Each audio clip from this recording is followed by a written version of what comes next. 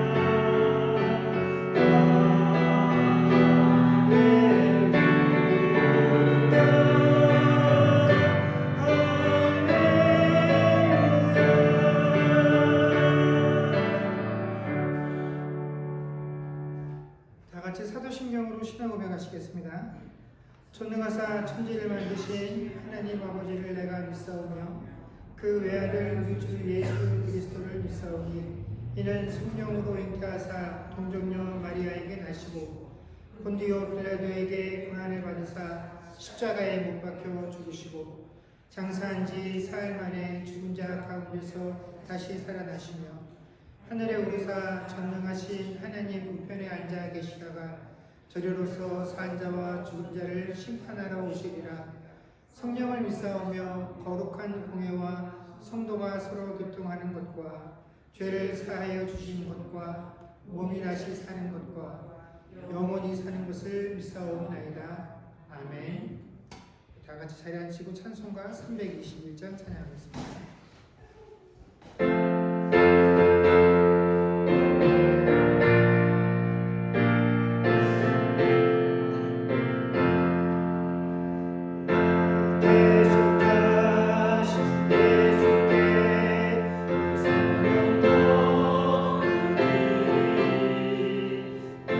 주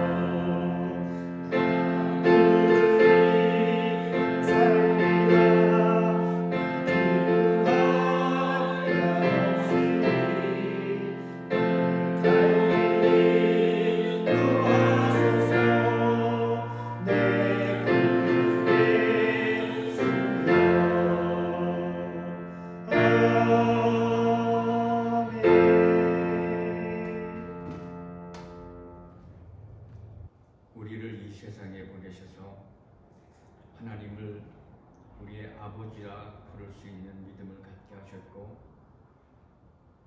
예수 그리스도를 이 땅에 보내셔서 예수님만이 나의 구원자로 믿게 하셔서 하나님의 자녀 삼아 주셨고, 하나님 나라의 백성 되게 하신 하나님의 그 은혜와 사랑 너무 감사합니다. 믿음, 소망, 사랑 이 세 가지는 항상 있을 것입니다. 그 중에 제일은 사랑이라 말씀하신 그 하나님의 그 사랑, 그 사랑을 우리의 마음속에 힘입은 자들 되어 하나님을 노래하며 살아갈 수 있도록 우리를 붙잡아 주신 것 감사합니다. 하나님이 아니면 우리가 이 세상에 어찌 살아갈 수 있고, 예수님과 동행하는 그 삶이 아니고서는 우리가 이 세상에서 살아가는 그 낙이 우리에게 무슨 유익이 있단 말입니까? 그래서 우리에게 늘 깨닫게 하시고 하나님의 말씀을 우리에게 주셔서 하나님을 바라보게 하시며 하나님을 노래하고 하나님을 찬양하며 살아갈 수 있도록 복된 백성 되게 하신 하나님의 그 사랑 너무 감사합니다. 하나님의 그 사랑을 놓치지 않고 살아가게 하시며 그 사랑을 우리에게 알게 하신 하나님께 늘 감사하며 그 감사가 마르지 않도록 늘 깨어 기도하며 살아갈 수 있는 하나님의 자녀들 되게 하옵소서. 하나님, 그러나 우리가 이 세상을 살아간다고 하지만 얼마나 많은 세상의 유혹이 우리의 삶의 모든 것들을 앗아가고 있는지 모릅니다. 하나님 아버지, 하나님을 알아가는 기쁨보다 우리가 이 세상에서 얻어지는 적은 기쁨이 우리의 삶을 주장하고 있습니다. 하나님, 우리들을 깨닫게 하시고 정신 바짝 차려 주님만을 바라보며 살아가는 하나님과 동행하는 하나님께 귀한 자녀들의 삶을 살아갈 수 있도록 도와주옵소서. 이 자리를 원하지만 여러 가지 이유로 참석하지 못한 이들 하나님께서 한 가지로 그들에게 보호하시고 인도하시고 사랑을 더하셔서 정말 진심으로 하나님을 찬양하며 예배하는데 모이는데 힘쓸 수 있도록 하나님 아버지 도와주시옵소서.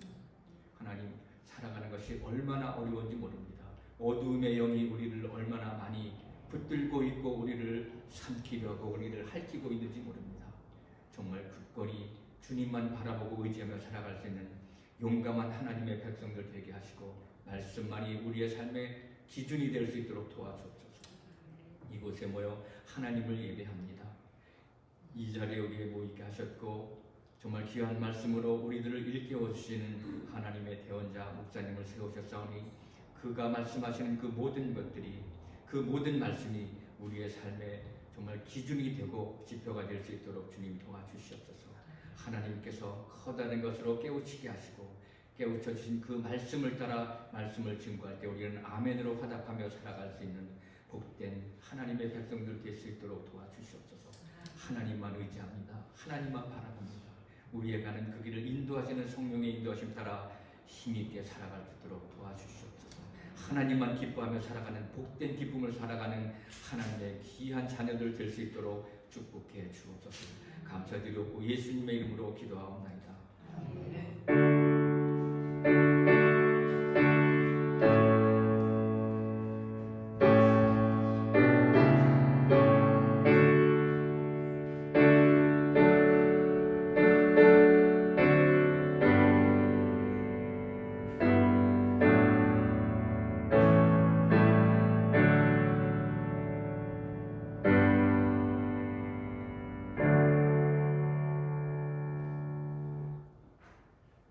호응하겠습니다.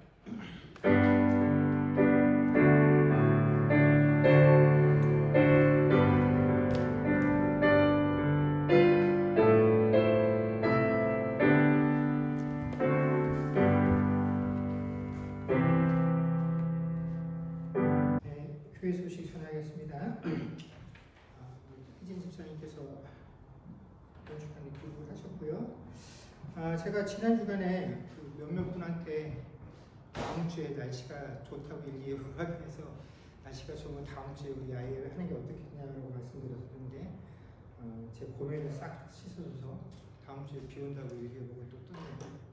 그래서 그 당분간 그 날씨가 확실히 좋아질 때까지 날씨가 좋아지는 계절을 고려해서 또 한국에 방문하신 분들이 다 돌아와서 함께 참여하고 또 5월달에 6월달 초에 여러 가지 예정과 계획들이 있으신 가정들이 그 일이 좀 마무리된 다음에 날씨가 훨씬 좋아지면 그때 천천히 야외 예배를 준비하도록 하겠습니다. 하나님 말씀 듣겠습니다. 하나님 말씀은 창세기 18장 1절에서 15절까지 말씀입니다. 창세기 18장 1절에서 15절까지 말씀을 저와 여러분이 한 절씩 교독하겠습니다. 여호와께서 마므레의 상수리 나무들이 있는 곳에서 아브라함에게 나타나시니라. 날이 뜨거울 때에 그가 장막 문에 앉아 있다가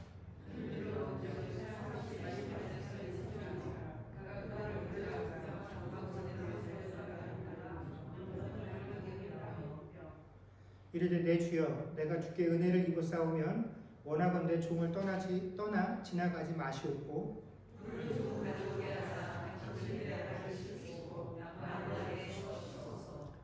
내가 떡을 조금 가져오리니 당신들의 마음을 상쾌하게 하신 후에 지나가소서.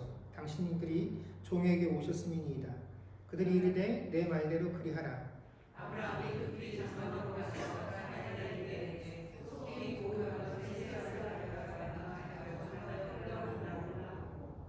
아브라함이 또 가축대 있는 곳으로 달려가서 기름지고 좋은 송아지를 잡아 하인에게 주니 그가 급히 요리한지라.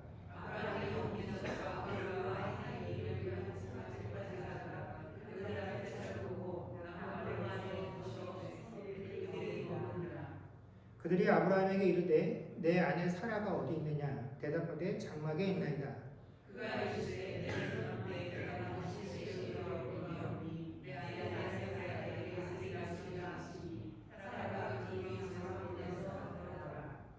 아브라함과 사라는 나이가 많아 늙었고 사라에게는 여성의 생리가 끊어졌는지라.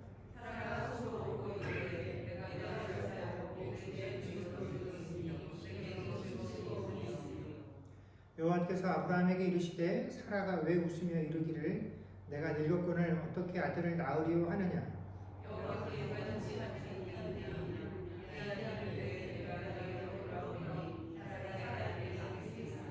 같이 읽겠습니다. 사라가 두려워서 부인하여 이르되 내가 웃지 아니하였나이다.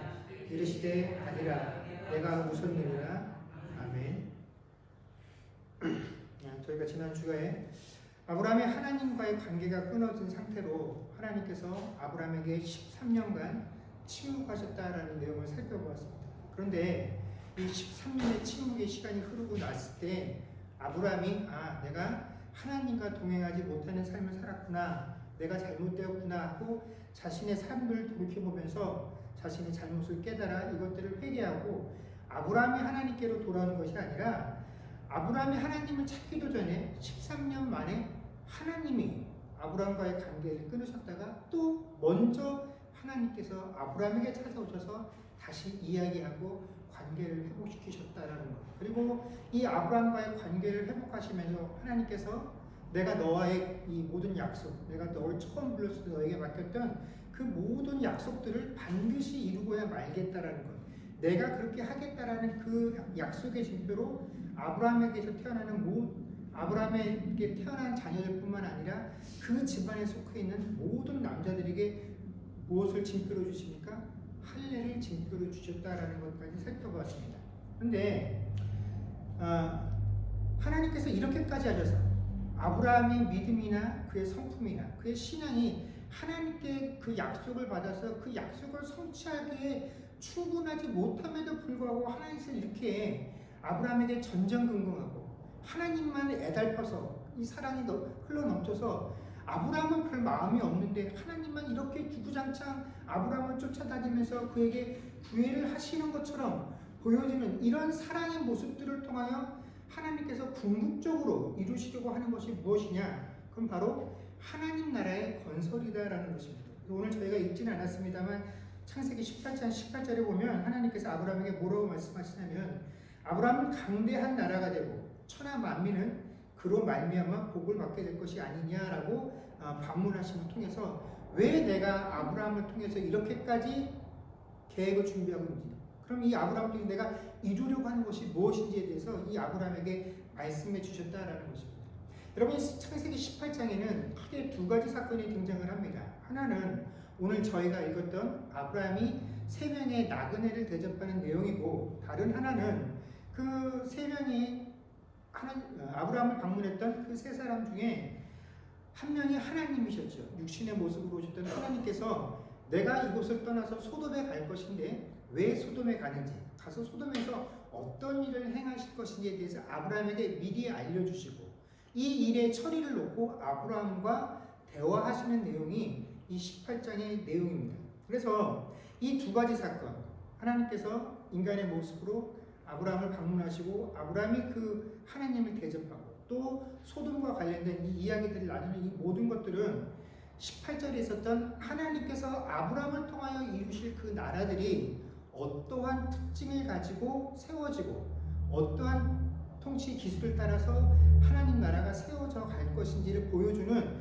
아주 중요한 사건이다라는 것입니다.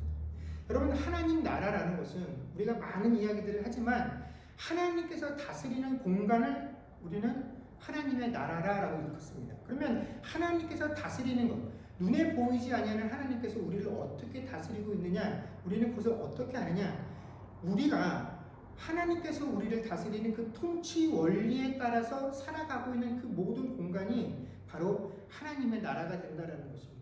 우리가 스스로를 하나님의 자녀요, 하나님의 백성이고 하나님께서 이러한 우리에게 삶의 원칙을 주셨고 우리에게 이곳에 순종하라고 살라고 하셨으니 내가 그것에 따라 순종하며 살고 있으면 그 공간이, 그 삶이, 그 시간이 다 무엇입니까?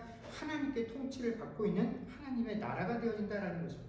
자, 그렇다면 하나님께서 우리에게 많은 법칙들을 주셨는데 그 많은 법칙들을 두 개로 통합을 할 수가 있습니다. 하나님께서 당신의 나라를 통치하는 그 통치의 원리가 뭐냐? 크게 두 가지로 이야기할 수 있는데 하나는 사랑이고 하나는 공의다라는 것입니다. 여러분, 사실 이 사랑과 공의라는 것은 하나님의 나라뿐만 아니라 우리가 일반적으로 세상을 다스림에 있어서도 이 사랑과 공의라는 것은 인간 관계 속에서 어떤 조직을 세워가는 과정에서 꼭 필요한 요소들입니다. 그럼에도 불구하고 하나님께서 우리에게 하나님의 나라는 굳이 사랑과 공의를 통치 원리로 삼아서 내가 이 나라를 세워가고 넓혀갈 것이다 라고 우리에게 말씀하실 때 그 하나님 나라의 통치 원리로서 사랑과 공의가 우리가 세상적으로 알고 있는 그 사랑과 공의와는 도대체 어떤 차이가 있느냐, 그 차이들을 알아볼 것인데 오늘 우리가 이 본문 말씀을 통해서는 먼저 하나님의 통치 원리 첫 번째인 사랑이라는 것이 도대체 무엇인가에 대해서 한번 살펴보기를 원합니다. 오늘 저희가 읽었던 본문의 내용처럼 하루 중에 날이 가장 뜨거웠던 시간에 아브라함이 장막에서 쉬고 있는데 맞은편에 세 사람이 걸어오는 것을 보고 그 세 사람을 보자마자 아브라함이 어떻게 반응합니까? 그들을 달려가서 영접해 맞이하죠. 나를 떠나가지 말고 스쳐 지나가지 말고 꼭 내 장막에 들어와서 나의 대접을, 나의 공개함을 꼭 받고 가십시오라고 말하면서 그들의 발을 씻겨주고 그들에게 엎드려 절하고 그들을 주여라고 부르며 꼭 내 장막에 들어오기를 원했다라는 것입니다. 그리고 그들을 위한 음식을 장만하는데 그냥 자기는 앉아있으면서 종들에게 음식을 장만해라 라고 명령한 것이 아니라 자기가 직접 뛰어다니면서 아내에게도 음식을 준비하라고 말하고 하인들에게 어떤 음식을 준비하라고 말하고 하인들이 준비한 음식을 그들에게 베푸는 일을 자신이 직접 나서서 그 나그네들을 대접하는 모든 일들을 행했다라는 것입니다. 나중에 밝혀지겠지만 이 세 사람 중에 한 사람은 육신을 입고 나타나신 하나님이셨고 두 사람은 천사였습니다. 그런데 아브라함이 이러한 사실을 알고 이 세 사람을 특별하게 여겨서 대접한 것은 아니죠. 히브리서 13장 1절에서 2절 말씀에 보게 되면 형제 사랑하기를 계속하고 손님 대접하기를 잊지 말라. 이로써 부지 중에 천사들을 대접한 이들이 있었느니라 라는 이 말씀이 나오는 것처럼 이 말씀이 바로 오늘 있었던 이 아브라함에 관한 이야기이죠. 아브라함이 이 모든 내용들을 알고 저 사람이 하나님이겠구나, 천사겠구나 하는 사실들을 깨달아서 그들을 대접했다라고 한다면 히브리서 말씀처럼 부지 중에 천사들을 대접한 이들도 있었느니라 라고 성경이 기록해 주지는 않았을 것입니다. 부지 중에 천사들을 대접하였다고 했으니 아브라함은 이 세 사람의 정체를 모르는 상태에서 이들을 단순히 나그네로 여기고 대접을 했다라는 것이죠. 자, 그러면 우리가 사람을 대하는 데 있어서 저 사람이 누군가를 사랑하고 있구나라는 판단하는 것들에게는 여러 가지 예가 있을 수 있는데 왜 하나님께서는 하필이면 나그네를 대접하는 것으로 하나님의 자녀에게 사랑하라라고 이 본을 보여주셨을까요? 그것은 나그네를 대접한다라는 것이 하나님 나라의 중요한 사랑의 원리이기 때문에 그렇습니다. 여러분, 우리가 우리 주변에 단순히 불쌍한 사람, 나보다 처지가 형편이 안 좋은 사람들을 돕고 그들에게 베푸는 것은 단순히 교회와 성도들만의 전유물은 아닙니다. 다른 종교, 안 믿는 사람들도, 종교가 없는 사람들도, 그 마음에 좋은 사람들은 얼마든지 내 주변에 연약하고 불쌍한 이들을 돕는 일에 적극적으로 나섭니다. 그렇다고 교회 다니는 사람이라고 해서 모든 사람이 주변 사람들을 돌아보고 베풀고 섬기지 않아요. 그렇기 때문에 이것은 하나님께서 우리에게 왜 나그네를 대접하라고 했는지 그 원리를 알지 못하면 아무리 예수를 믿고 교회를 수십 년 다녔어도 내 형편이 여의치 않으면 남들 돕는데 인색해지는 삶을 살 수밖에 없는데, 우리에게 주어진 이 명령, 나그네를 대접하라는 것, 그 나그네를 대접하는 것으로 내 나라의 그 사랑의 통치 원리를 너희가 얼마나 잘 따르고 있는지 내가 보겠다라고 말씀하신 데에는 이런 근거가 있습니다. 신명기 10장 18절에서 19절입니다. 제가 읽어드리겠습니다. 고아와 과부를 위하여 정의를 행하시며 나그네를 사랑하여 그에게 떡과 옷을 주시나니 너희는 나그네를 사랑하라. 전에 너희도 애굽 땅에서 나그네 되었음이니라. 아멘. 여러분, 우리가 사랑해야 할 대상들이 많이 있는데, 또 사랑을 베풀어야 할 경우가 많이 있는데, 굳이 하나님께서 우리에게 사랑을 베풀어야 할 대상을 고아와 과부, 나그네로 꼭 꼬집어서 이야기하시고, 더욱이 나그네를 강조하신 데에는 다음과 같은 이유가 있습니다. 뭐냐면 우리가 전에 그들과 같은 처지였었기 때문에 그렇다라는 것입니다. 이 말씀이 뭐냐면 우리가 전에는 죄의 종로로 타며 살았다라는 것입니다. 전에는 우리도 세상을 살아갈 때 의지할 곳이 없던 그런 인생이었다라는 것입니다.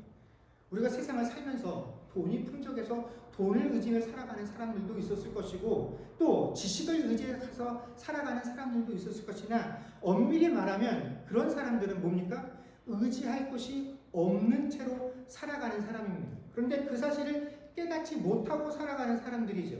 죽음의 자리에 처 있으나 내가 죽음의 자리에 있다라는 사실을 깨닫지 못하고 살아가는 자들이었습니다. 그런데 하나님께서 그런 인생들 가운데 찾아오셔서 그들에게 십자가 보혈의 공로를 통해서 그들을 죽음의 자리가 아닌 생명의 자리로 옮겨주셨다라는 것이죠. 그래서 우리가 이제 살고 나니까 그 죄의 종로로 가는 그 자리에서 해방되어져서 하나님의 자녀된 이 자리에 서서 내가 둘러보니까 어떻게 해요? 내가 전에 이 사람들과 똑같이 의지할 곳이 없는 곳에서 죄에서 종노릇하며 살았던, 의지할 곳이 없었던 그런 사람이었다라는 사실들을 네가 알고 있느냐? 네가 그것을 알 때에야 비로소 어떻게 해요? 나그네를 대접할 수 있다는 것입니다. 그래서 나그네를 대접하는 것을 하나님께서 이렇게 강조하신다라는 것입니다. 그래서 우리가 나그네를 대접하는 것은 단순히 돕는다라는 의미를 가지고 있는 것이 아니라 그들의 삶을 보면서 뭘 느끼는 겁니까? 아, 내가 어디로부터 출발해서 지금 이곳에 왔구나 하는 그 사실을 깨달으라라는 것입니다. 늘 잊지 말라라는 것입니다. 네가 지금은 하나님을 의지하고 살아가면서 모든 것을 다 누리고 다 소유한 것처럼 착각하고 있는데, 근데 원래 너도 저 사람들과 똑같이 아무것도 없었던 그런 존재였다라는 것입니다. 그래서 나그네를 보면서 네가 하나님께 얼마나 큰 사랑을 받고 있는지, 그 사실을, 네가 그 사랑을 받았다는 사실을 깨달았다는 것을 나그네를 대접하는 것들을 통하여 나에게 보여달라고 하나님께서 말씀하시는 것이다라는 것입니다. 여러분, 그리스도의 구속의 은혜가 없었다면 나도 여전히 저 자리에 있었을 텐데, 그 사실을 내가 확인하고 누리는 것, 내 공로로 내가 지금 여기에 서서 하나님을 의지하는 삶을 살 수 있었던 것이 아니라 하나님의 은혜와 공로로 내가 지금 이곳에 서 있습니다. 그러니까 이것은 내가 나보다 못하니, 죄 가운데 있니 그 사람에게 마치 은혜를 베푸는 것처럼 그를 돕는 것이 아니라 그의 모습을 보면서 그를 돕기 위해 애쓰면서 그를 섬기면서 어떻게 해요? 나를 향한 하나님의 사랑을 내가 확인하는 것입니다. 그래요. 하나님, 내가 그 사랑을 받아서 지금 이 자리에 있습니다. 하나님께서 나를 그렇게 해주신, 내게 은혜를 베푸신 이유도 내가 그 사랑을 이 세상에 흘려주는 그런 통로가 되는 삶을 살기를 원하셨기 때문에 나를 당신의 자녀로 삼으시고 이곳에 불러주신 줄로 압니다. 그러니 내가 마땅히 부름받은 그 일을 감당합니다 하는 것이 바로 나그네를 대접하는 그리스도적인 의미이다라는 것입니다.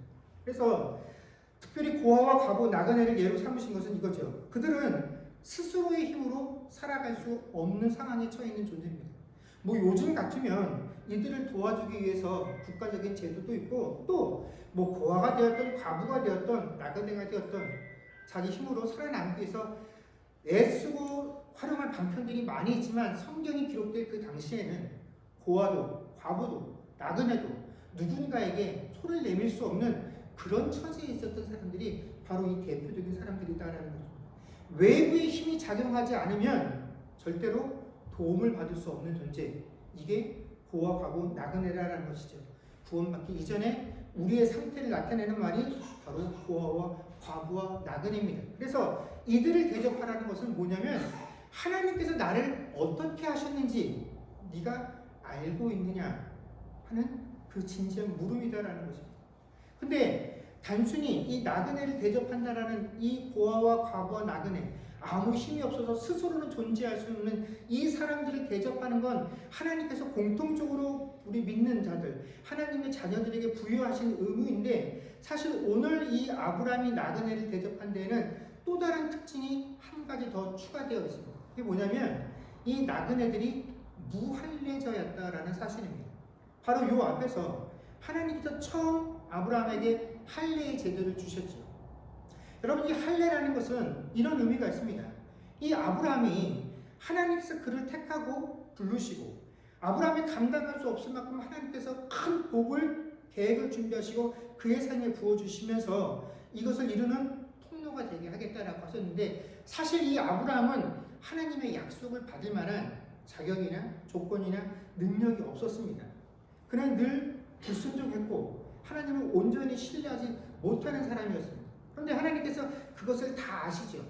그럼에도 불구하고 내가 너의 능력과 너의 믿음과 너의 신실함을 의지해서 이 약속을 하는 게 아니라 네가 아무리 부족하고 또 나를 온전히 신뢰하지 못해도 그 너의 부족함들과 너의 불순종들을 내가 나의 신실함과 나의 긍휼로 덮겠다라는 그 징표로 주신 것이 할례였다라고 말을 했습니다. 그러니까 이 할례를 보면 우리가 무엇을 깨달아야 하냐면 우리가 이렇게 하나님의 약속을 받았고 하나님의 자녀가 되었음에도 불구하고 우리는 부족하구나.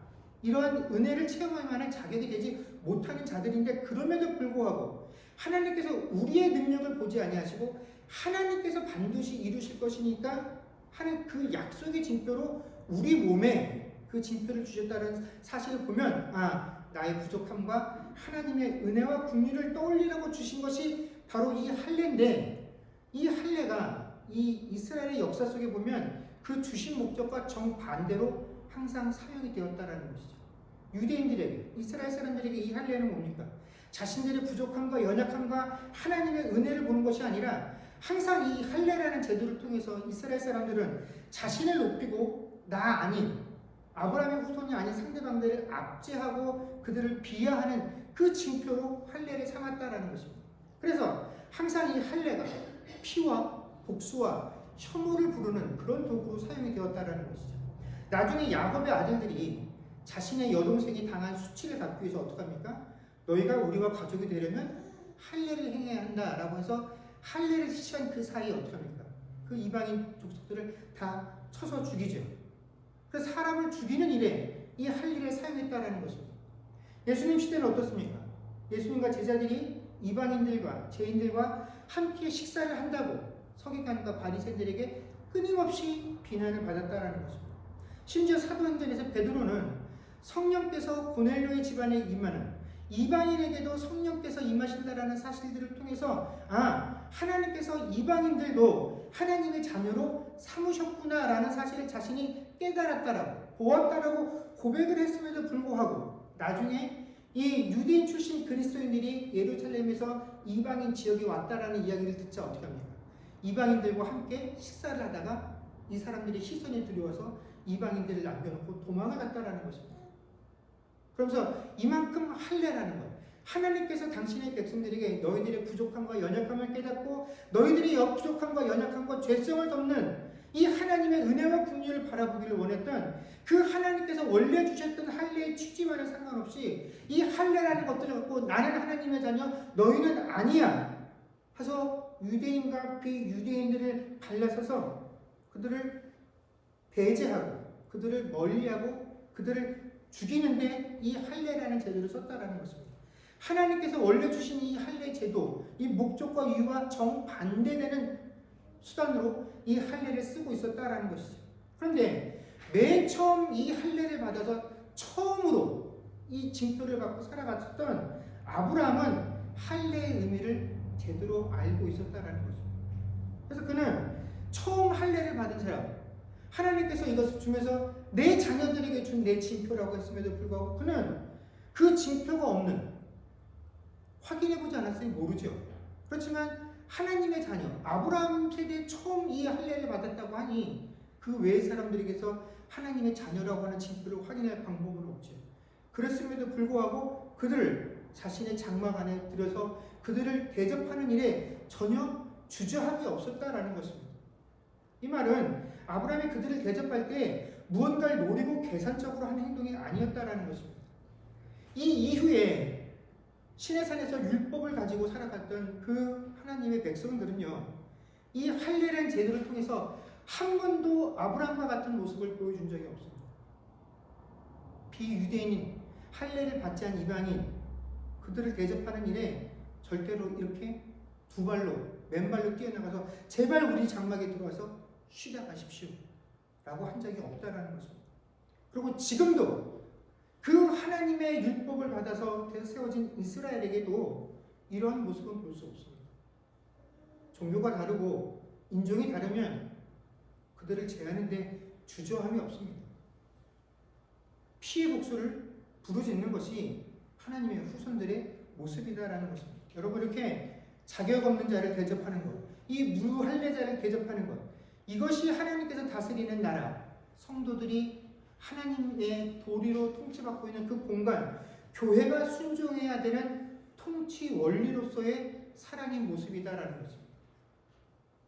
내게 대접받을 자격이 없는 자를 대접하는 것, 이것이 우리가 가지고 있어야 할 사랑의 기본적인 의미이다라는 것입니다. 이 자격 없는 자가 대접을 받는 것은 아브라함과 사라 역시 이 순간에도 마찬가지였습니다.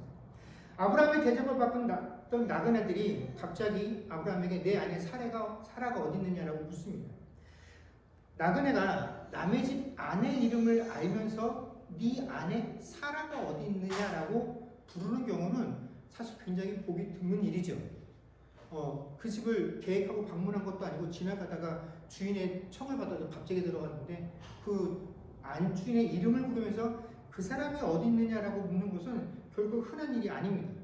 만약에 이 사람들이 어디선가 이 안주인의 이름을 들은 적이 있다라고 할지라도 이 사람들이 기억하고 들었어야 될 이름은 90년간 사용되었던 이름이 뭡니까? 원래는 사례지요. 근데 바로 얼마 전에 하나님께서 그 사례를 사라라고 바꿔주셨다라는 것입니다. 아직 많은 사람들에게 사라라는 이름보다 사례라는 이름이 훨씬 더 광범위하게 알려져 있고 불려져 있을 텐데 이 사람들이 와서 네 안에 사라가 어디 있느냐라고 물었다라는 것입니다. 자, 사라가 조금만 영적으로 민감한 사람이었다라고 한다면 이 상황 속에서 저 사람들이 어떻게 하나님께서 내게 바꿔주신 이름 사라를 알고 있지? 라는 사실을 캐치했다라고 한다면 아마 거기에 맞는 반응을 했어야 되는데 사라는 이 사람들이 누구일 것인지에 대한 관심이 없고 이 사람들이 한 대화의 내용에만 관심이 있었습니다. 내년 이맘때 내가 자녀를 갖게 될 것이다라는 것이었죠. 그래서 이 대화의 내용을 다 듣고 난 후에 뭐라고 어떻게 반응합니까? 웃었죠.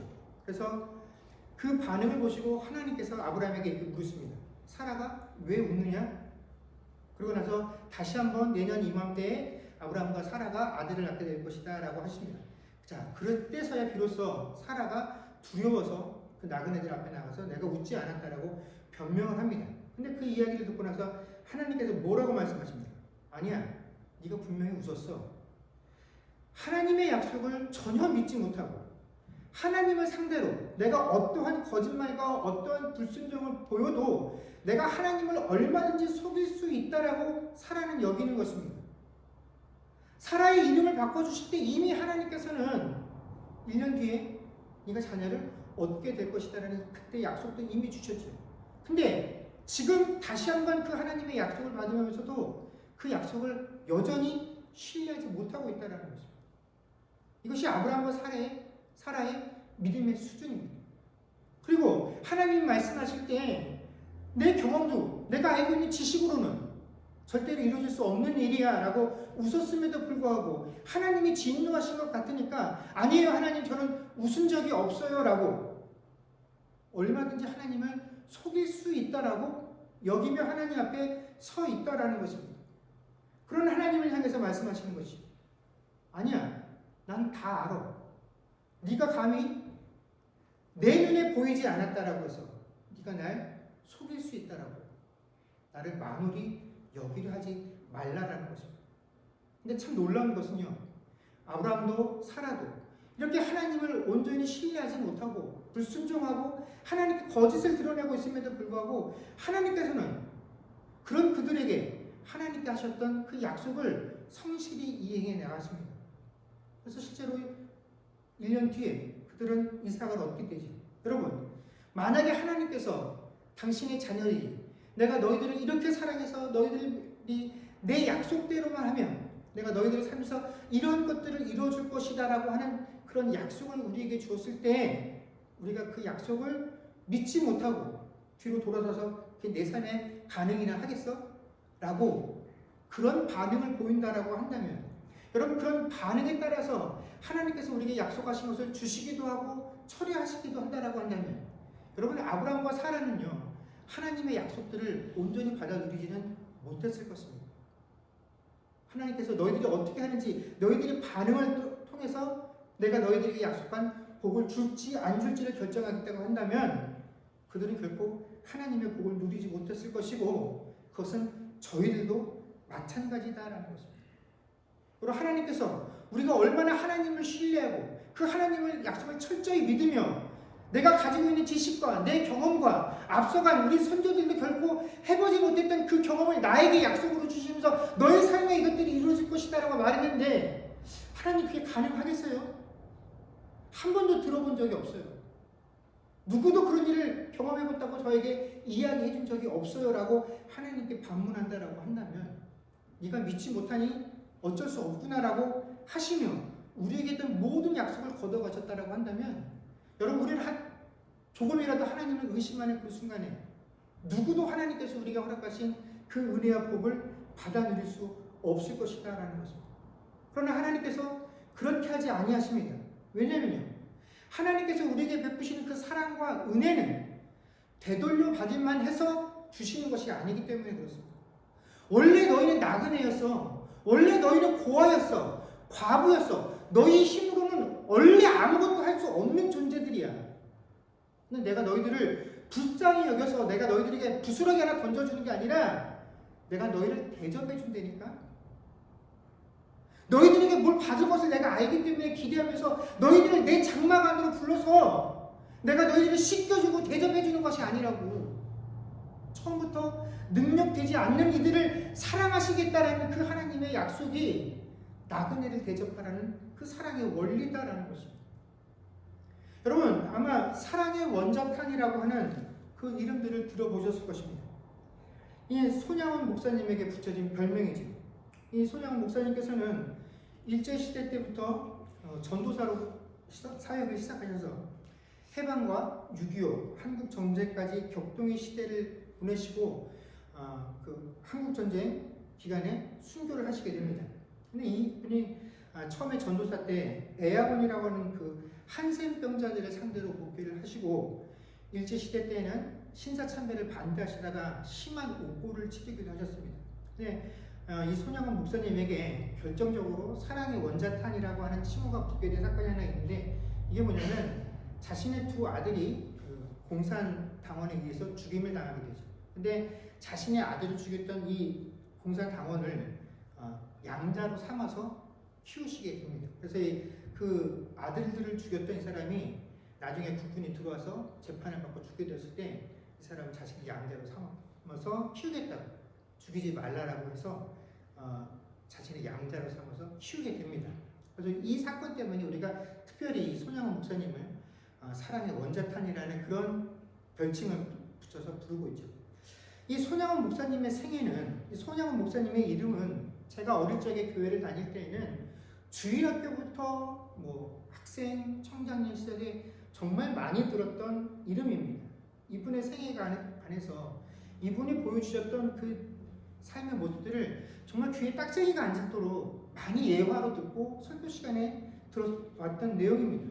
심지어 신학교 다닐 때만 해도 이 손양원 목사님의 이야기가 단골 메뉴였었고, 한국교회의 아주 대표적인 하나님의 사랑을 실천한 아이콘으로 우리에게 회자가 되면서 이분의 이름이 언급되어질 때마다 강단에 서셨던 모든 강사분이나 목사님들이 우리도 이 손양원 목사님처럼 이런 사랑을 세상에 행하자라고 했었고, 그 밑에서 들었던 회중들도 이 외침에 아멘이라고 대답을 했었죠. 근데 그렇게 하기를 불과 40여 년 만에 이 손양원 목사님의 이야기는 이제 우리나라 교회 안에서 가장 외면받는 이야기가 되었다라고 저는 생각을 합니다. 여러분, 오늘날의 교회에서 이 손양원 목사님을 비롯해서 일제강점기에 신사참배를 거부하셨던 목사님이나 한국 전쟁 등을 통해서 이렇게 신앙을 지키고 하나님의 사랑을 세상 가운데 심으셨던 목회자나 신자나 그 교회에 관한 이야기들이 이제 더 이상 우리 주변에 없습니다. 이런 것들을 나누고 들려주고 하지 않습니다. 그분들의 삶이 더 이상 한국 교회나 교인들에게 영향을 주지 못하고 있습니다. 존경을 받기는커녕 그분들의 삶과 가르침이 이제 교회와 교인들에 의해서 비웃음과 조롱거리가 되고 있다라고 저는 생각을 합니다. 여러분, 오늘날 한국 교회가 한국 사회의 정치, 경제, 문화 각 분야의 위치에서 지도자급 인물들을 배출하고 있고, 또 전 세계에서 미국 다음으로 큰 대형 교회들을 유치하고 있고, 미국 다음으로 세계의 선교사들을 가장 많이 파송하는 그런 나라라, 그런 교회가 됐다라고 자랑을 하고 있지만, 정작 우리는 원수를 사랑하라는 그 하나님의 말씀을 뒷전에 두고 공산당 빨갱이라는 이름을 교회가 가장 앞장서서 외치면서 공산당과 빨갱이를 때려잡아야 할 대상으로 여기고 있다는 것입니다. 멸망시켜야 하는 대상이다라고 여기고 있다는 것이죠. 하나님이 우리에게 주신 말씀을 진리라고 여기는 것이 아니라 자유를 우리의 진리라고 여기고, 민주주의를 우리의 진리라고 여기고, 시장경제, 자본주의가 진리라고 여기며, 이것들을 인정하고 이것들을 외치는 게 더 교회답다라고 여긴다는 것입니다. 이슬람 지역에 파송된 선교사들을 후원하는 일에는 열심을 내고, 그런 선교사님들이 한 번씩 국내에 들어와서 선교 보고를 하면 눈물을 흘리면서 기도하고, 또 다 같이 이 산지를 내게 달라고 찬양을 부르고 기도를 하면서, 정작 그 이슬람 출신의 난민들이 한국 땅에 들어와서 당분간 좀 머물게 해달라고 하면 마치 무슨 전염병균이 들어온 것처럼 치를 떨며 절대로 우리 땅에 들어오게 할 수 없다라고 가장 앞장서서 반대하는 게 교회이고 신자다라는 것입니다. 여러분, 하나님께서는 우리를 사랑하심에 아무런 제한을 정하지 않으셨습니다. 그런데 정작 그 하나님의 사랑을 받았다라고 고백하는 우리들은요, 우리가 사랑해야 할 대상들을 굉장히 엄격하게 규정을 합니다. 우리는 내 이웃을 내 몸과 같이 사랑하라는 그 말씀을 지키기 위해서 내가 어떻게 내 이웃을 사랑할 것인가를 고민하는 것이 아니라 어떻게 내 이웃을 가려낼 것인가에 더 큰 열심들을 내고 있다는 것입니다. 내 이웃을 어떤 사람으로 정할 것인지 얼마나 냉정한지 모릅니다. 그 대상을 가려내기 위해서 우리는 각종 도덕적, 종교적, 경제적, 사회적 기준들을 갖다 대고, 이것이 나와 맞지 않아서 너는 내 이웃이 될 수 없어. 이것과 나의 생각이 같지 않으니까 너는 나의 이웃이 될 수 없어. 그래서 내 이웃이 되지 못했으니까 너는 내 사랑을 받을 자격이 없어. 내가 정한 이 이웃의 기준을 통과한 자들만 내 사랑을 받을 수 있어 라고 여기며 살아간다는 것입니다. 사랑하는 성도 여러분, 과연 우리가 이런 기준들을 가지고 세상을 살아가고 있다고 한다면 우리가, 교회가 과연 이 사라보다 더 낫다라고, 더 좋은 믿음과 신앙을 가지고 있다라고 말할 수 있겠습니까? 많은 교회와 성도들이 하나님 모르실 거야, 내가 하나님이 안 보이는 곳에 숨어서 이야기하니까, 내가 보이지 아니하는 그 장막의 뒤편에서 하나님이 내게 주신 그 모든 말씀들을, 그 약속들을 판단하고 있으니 하나님은 모르실 거야, 내가 사람들에게 들리지 않게 내 마음속으로 외치고 있으니 다른 사람들도 모르니 하나님도 모르실 거야 라고 말하는 그 순간에 이미 하나님은 우리에게 만물이 여김을 당하신다라는 거죠. 우리는 그 순간에 하나님이 우리에게 주신 그 진리들을 무참히 짓밟으며 하나님을 비웃고 하나님을 조롱거리로 만들고 있다는 것입니다. 여러분, 하나님께서 정말 모르셔서 우리들을 참고 계실까요? 아닙니다. 하나님은 알고 계십니다. 우리가 아무리 하나님 앞에서 하나님 아니요, 저는 아니에요, 그때 안 그랬어요. 하나님이 말씀하십니다. 아니라 네가 웃었느니라. 부지 중에 나그네를 대접하라는 하나님의 말씀은 네가 그 부지 중에 대접했던 사람들 중에 혹시 천사가 있을지도 모르니 그것들을 기대하며 네가 나중에 하나님에게 좋지 못한 결과를 얻지 못하도록 대접하라는 그런 의미가 아닙니다. 이 사람이 나중에 나에게 해가 될지도 모르겠어. 아니, 그럴 확률이 훨씬 높아. 내가 지금 이 사람에게 뭔가를 베풀어도 그 사람을 통해서 내가 베푼 것들을 다시 돌려받을 수 없어. 내가 이렇게 한다고 해서 그 사람 절대로 변하지 않아. 이것이 정해진 아주 확실한 결과라고 할지라도 하나님은 그 사람을 보면서 뭘 보라는 것입니까? 너희들의 모습을 보라는 것입니다.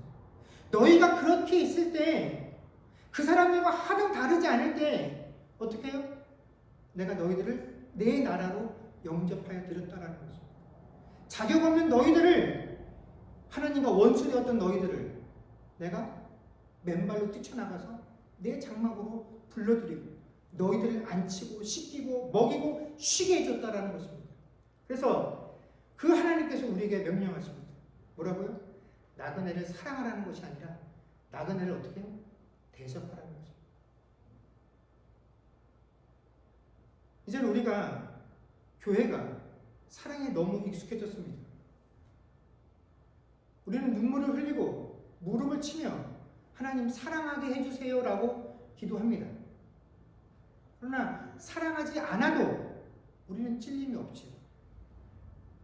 왜요? 제가 늘 얘기하던 것처럼 우리는 사랑을 감정의 문제라고 생각하기 때문에 그렇습니다. 하나님은 사랑을 감정이라고 말씀하지 않으십니다. 사랑은 대접하는 것입니다. 사랑하는 성도 여러분, 하나님께서 나그네와 같았던 나에게 은혜를 베푸심을 통하여 내가 하나님의 자녀가 되었다라는 것을 우리가 안다라고 한다면, 하나님께서 우리에게, 나그네에게 베푸는 삶을 살라고 말씀하셨을 때에는 너희가 그런 선행을 통해서 나에게 받을 수 있는 복을 쌓아라는 것이 아니라 그 행한 베품을 통해서 너희들이 원래 어떤 자리에 있었는지, 너희들이 받은 은혜와 사랑이 무엇인지를 깨달을 수 있기 때문에, 알 수 있기 때문에 우리에게 그 자리로 나아가라라고 말씀하시는 것입니다.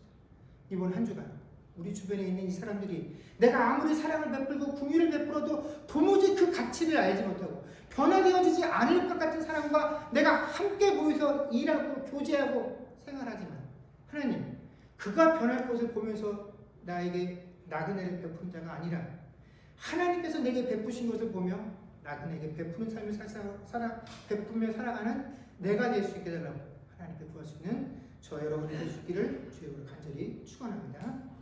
기도하겠습니다. 그렇습니다. 주님, 우리가 하나님께서 우리에게 주신 가장 큰 계명, 이 사랑, 너무나 잘 알고 있습니다. 너무나 익숙합니다. 우리가 사랑하지 못한다는 그 사실에 대해서 눈물을 흘리고 땅을 치며 회개합니다. 그런데 왜 이렇게 사랑이 잘 안 될까요? 그건 우리가 사랑을 감정의 문제로만 여기기 때문에 그렇습니다. 내가 그 사람을 용서했다라고 마음만 먹으면 된 것이라고 나는 여기기 때문에 그 앞으로 더 나아가지 않아도 크게 죄책감이 없습니다. 그러나 하나님께서는 우리에게 나그네를 사랑하라고 하신 것이 아니라 나그네를 대접하라고 말씀해 주셨습니다. 왜냐하면 우리가 그런 존재였기 때문에 그렇습니다. 말로만으로는 도저히 원래 우리가 있었던 그 환경과 처지와 조건으로부터 벗어날 수 없었던 이가 바로 나였기 때문이에요. 그럼 내가 하나님께 베푸시는 그 긍휼과 사랑의 배품을 통해 하나님의 자녀, 하나님의 나라로 들어갈 수 있었던 것처럼 하나님께서 우리를 그 자리로 보내십니다. 근데 그것들을 통해서 우리에게 선을 쌓으라고 하나님께 복받을 수 있는 조건과 자격들을 채우라는 것이 아니라 그 자리에 서서 내가 어떤 위치에 있었는지 보라는 것입니다. 깨달으라는 것입니다. 그들의 모습을 보면서 네가 받은 사랑과 은혜가 얼마나 큰지, 네가 얼마나 자격이 없는 자인지, 그 지금도 그 하나님의 은혜를 얼마나 누리기에 부족한 존재인지를 깨달으라는 것이 나그네를 대접하라는 그 위치로 부름받은 우리의 모습이고 우리의 현실입니다. 하나님, 그러니 우리에게 주어진 이 상황 속에서 하나님, 상대방을 보지 말고 나에게 베푸신 그 하나님의 은혜를 보며 내게 주어진 그 대접에 베푸는 삶들을 살아가는, 감당하는 자들 되게 하여 주옵소서. 감사드리며 우리 주 예수님의 이름으로 기도드립니다. 아멘. 주만 바라볼 줄에 찬양하겠습니다.